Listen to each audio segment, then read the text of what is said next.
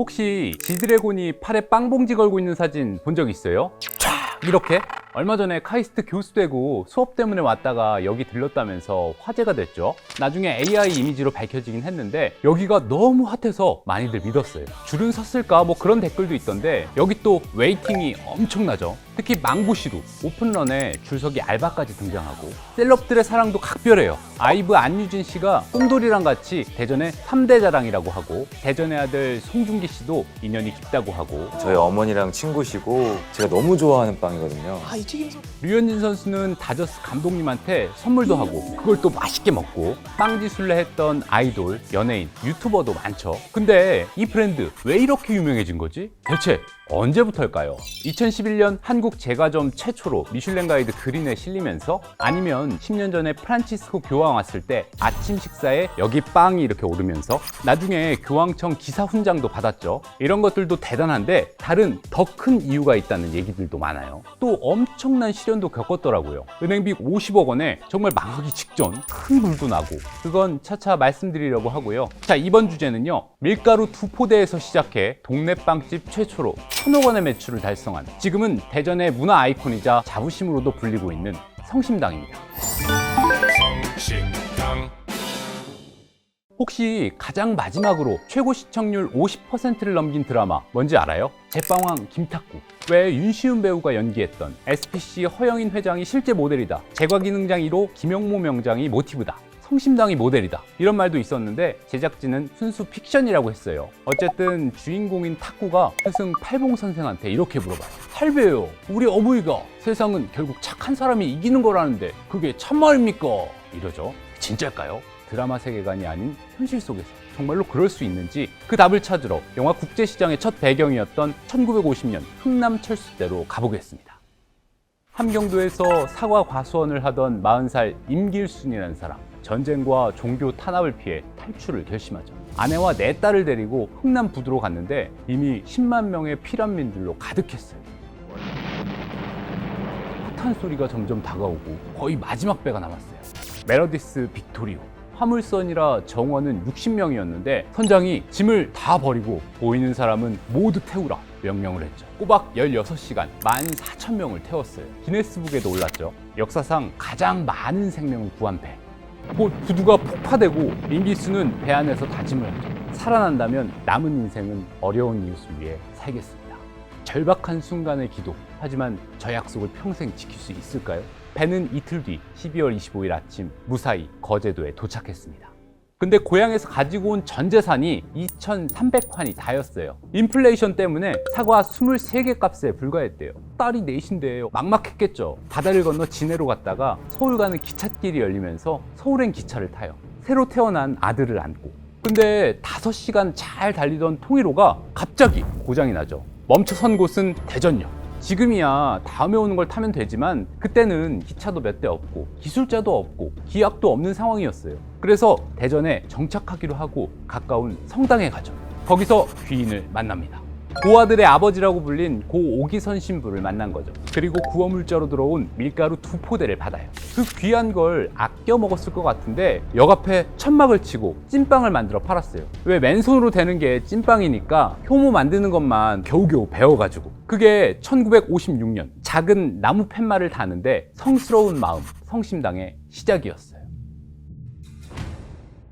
그리고 첫날부터 장사하고 남은 찐빵을 사람들에게 나눠줬대요. 전쟁 직후니까 고아나 밥 굶는 사람들이 엄청 많았겠죠. 역 주변에도 가고 다리 밑에도 가고. 그땐 빵이 곧 생명이나 다름없었을 것 같은데 왜 북한을 탈출하면서 했던 약속, 그 다짐을 실천하는 거죠. 그리고 1967년 지금의 케이크 부티크 자리로 이사를 와요. 천막 노점, 판잣집에서 제과점의 모습을 갖추게 된 거죠. 그땐 인적도 드물고 외진 곳이었대요. 거기 자리를 잡은 이유는 단 하나, 길 건너에서 들리는 성당의 종소리였다고 하죠. 댕댕댕 종소리를 들으면서 막 반죽을 하고 빵 굽고. 장사도 장사지만 돕는 거에 더 관심이 컸던 것 같아요. 막 몸으로도 많이 도왔대. 임종 앞둔 환자들 돌보고 장례 치러주는 성당 봉사활동이 있는데 거기서 20년 동안 회장으로 활동하셨대요. 염 같은 거를 직접 해주고 그런 선행이 입에서 입으로 전해졌겠죠. 저 사람 훌륭한 사람이야. 정말 고마운 분이야. 이렇게.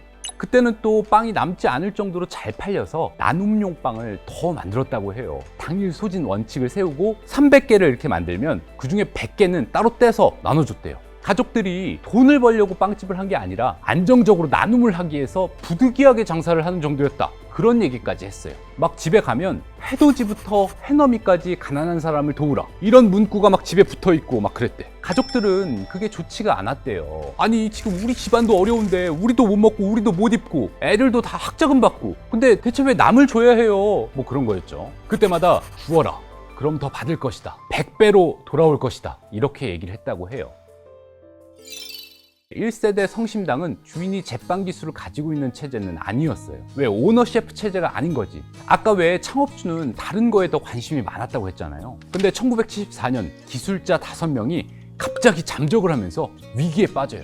가부를 해달라고 하고 안 된다고 하니까 누가 빵 구울 수 있는지 보자, 이를 거부하고 끝까지 안 해주니까 막 아예 태업하고 잠수 타고 그런 거죠. 이때 충남대 섬유공학과에 다니던 20살 큰아들이 갑자기 불려오죠. 나중에 결국 가업까지 물려받게 됐대요. 2세대인 현 임영진 대표죠. 그때 핵심 기술이라는 게 얼마나 중요한 건지 알게 되고 빠르게 제빵 기술을 배워나갔어요. 내가 모르면 휘둘릴 수밖에 없구나, 또 나만의 무기가 없으면 제대로 힘을 못 쓰겠구나, 그걸 느낀 거죠. 그리고 탄생한 것들이 바로 튀김 소보로와 포장 빙수, 생크림 케이크 같은 인기 아이템들이었어요.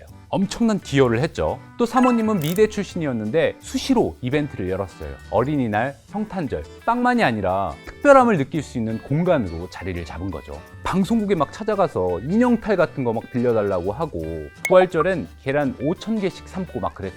나눔도 2대째 멈추지 않았어요. 1987년 민주화 항쟁 때 이런 일도 있었대요. 가게 앞에서 막 시위가 있어서 빵을 거의 팔지를 못했어요. 근데 그걸 또 나눠준 게 화근이 됐죠. 대치 중인 시위대도 주고 전경도 주고 그랬는데 시위 지원 세력으로 지목이 되면서 경찰서에 끌려갔어요. 다행히 전경들이 우리도 그 빵을 먹었다 뭐 이렇게 증언을 하고, 또 원래 기부를 많이 한다, 이런 주변 얘기들, 또 이어진 6.29 선언으로 세상이 확 바뀌면서 무혐의로 풀려났다고 하죠.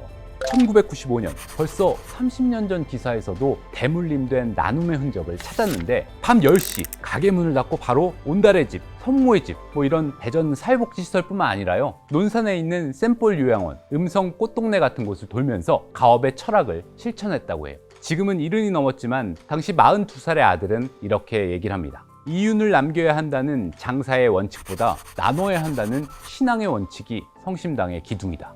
이것은 물론 부친께서 세워놓으신 것이고 저는 이 원칙에 충실했을 뿐이다.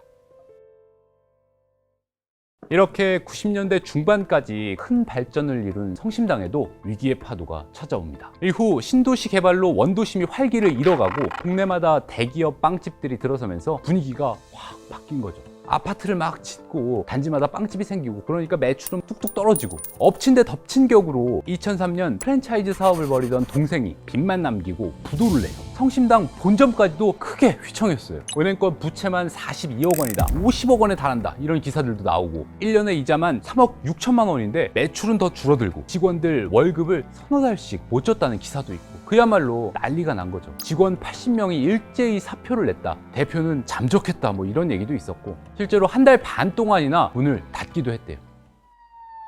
대전의 5층 상가에서도 불이 나서 주민들이 건물 밖으로 뛰어내리다 많이 다쳤습니다. 건물 난간에는 구조를 기다리는 사람들의 안타까운 외침이 계속됩니다. 이런 위기 속에 2005년 화재로 매장과 빵 공장이 잿더미가 됐어요. 옆 건물에서 난 불이 옮겨 붙은 건데 사람들이 막 옥상에서 뛰어내리고 20명 넘게 다치고, 사회부 시절에 이 화재 현장에 많이 갔었는데 정말 참혹하거든요. 바닥은 막 물에 젖어서 축축하고 컴컴하고 냄새도 나고, 자포자기해서 장사를 다 접으려고 했대요. 아, 내년이 50주년인데 그걸 채우지 못하고 49년 만에 문을 닫는구나, 탄식을 했죠. 그렇게 가족들 모두가 이젠 끝났다 이렇게 생각했고, 업계에서도 성심당 이번에는 일어나기 힘들 거야 했는데 놀라운 일이 벌어지죠. 다음날 화재 현장에 일터를 사랑했던 직원들이 모이기 시작한 거죠. 청소를 시작하고, 검은 그름 같은 거 막 엄청 추운데 맨손으로 막 씻어내고, 잿더미 속에 우리 회사, 우리가 이렇게 세우자 이런 현수막을 걸어붙이고 중고 제빵기계도 구하러 다니고 그렇게 해서 다시 5일 만에 밀가루 반죽을 하고 6일 만에 빵을 구워냈어요. 대표도 원래 다 정리할 마음에 부동산에 건물을 내놨다가 다시 거두고 완전히 힘을 얻은 거죠. 할 수 있다는 자신감에 직접 가위 들고 시식용 빵 자르고 손님들 오면 목이 쉬울 정도로 반갑습니다. 성심당입니다. 외치고 직원들이 선창하면 막 후창하고 그때 매장이 쩌렁쩌렁 울렸대요. 에너지가 막 넘친 거지. 그때가 막 동네 빵집들이 망해서 다 프랜차이즈로 바꾸고 그럴 때인데 대전 시민들 사이에서도 이 불난 성심당 이대로 두면 안 된다. 지키자. 뭐 이런 분위기도 있었다고 해요. 저 집 착한 집인데 좋은 일도 많이 하고 시식빵도 많이 주고 당일 구운 빵 주는 집인데 한 번 더 가자. 뭐 그렇게 해서 화재 이후에 실제로 매출이 30%가 더 올랐대요. 진시민 직원들과 대전 시민들의 도움으로 기적이 일어난 거죠. 영화야, 영화.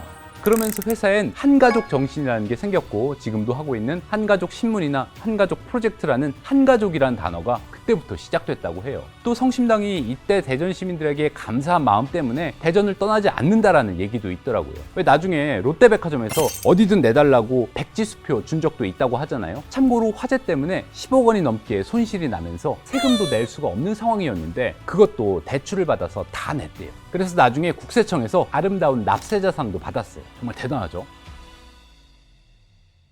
지성이면 감천이란 말도 있는데 주변 환경도 도와주기 시작했어요. 화재 이듬해 대전에 지하철이 뚫리죠. 사람들이 쉽게 원도심으로 이렇게 오는 거지. 또 그 다음 해에 중앙로에 횡단보도가 다시 생기고요. 무려 17년 만에 지하철 출구에 횡단보도까지 생긴 거죠. 실제로 그때 유동인구가 확 늘었어요. 또 2010년에 아까 얘기했던 드라마로 빵집에 관심이 집중되고 전국 빵집 매출이 막 동반 상승하고 그리고 2011년 성심당은 본격적인 확장을 시작해요. 대전 롯데백화점에 입점한 거죠. 원래 프랑스 베이커리 포숑이 있던 자리예요. 그때가 막 대기업 자재들이 해외에서 들여온 외국 빵집들 그게 골목 상권을 침해한다 뭐 이런 게 이슈였어요. 대통령까지 나서서 막 제안을 받고 처음에는 엄청 고심했대요. 뭐 한마디로 망한 빵집이 나간 자리였던 거죠. 대기업에 해외 유명 브랜드까지 안 됐는데 우리가 이거 될까? 근데 우리와 다르게 엄청나게 잘 됐어요. 포숑의 하루 매출이 한 50만 원 정도였는데 성심당은 첫날 800만 원 이후에도 한 1000만 원씩 왔다 갔다 했대요. 그러다 보니까 롯데백화점 소공동 본점이랑 부산점에서도 팝업스토어 제안도 들어오고 총 3번을 했는데 엄청난 성공을 거둡니다. 이렇게 전국구로 발돋움할 수 있었던 건 2012년 대전역 입점이 발판이 됐다는 평가가 많아요. 왜 부모님이 나무 팻말로 첫 간판을 달았던 곳에 아들이 다시 들어간 거죠. 하루 고객 2,000명, 3,000명을 막 넘었대요. 대전 시민만이 아니라 방문객들까지 빵을 사가면서 전국적으로 더 유명해진 거죠. 줄이 길어서 KTX 시간을 놓치는 승객도 있고 일부러 대전역에 내려서 빵을 사가는 사람들도 많았대요. 아까 대출 얘기를 했는데 1990년대 중반부터 쌓이기 시작했던 빚을 싹 청산한 것도 이 대전역점의 역할이 컸다고 해요. 성심당을 연구한 논문들이 여러 개가 있는데 한 박사학위 논문 인터뷰를 보면 그 무렵에 대출금을 다 갚고 가족들끼리 와인 파티를 했다고 해요. 그때가 얼마나 감격이었을지. 아버지가 천막을 치고 장사하던 곳에서 그렇게 큰 성공을 거둔 거잖아요. 그냥 되돌려받는 것이 아니라 복리로 돌려받을 것이다. 항상 이렇게 말씀을 하셨는데 그게 실현이 된 거죠. 근데 빚을 다 갚았는데도 행복해 죽겠고 그런 게 없었대요. 이제부터 모아야 되겠다 그런 것도 아니고 이제는 가뿐하다. 그냥 새끼 먹고 살면 되는 거 아니야? 뭐 그런 심정이었대요.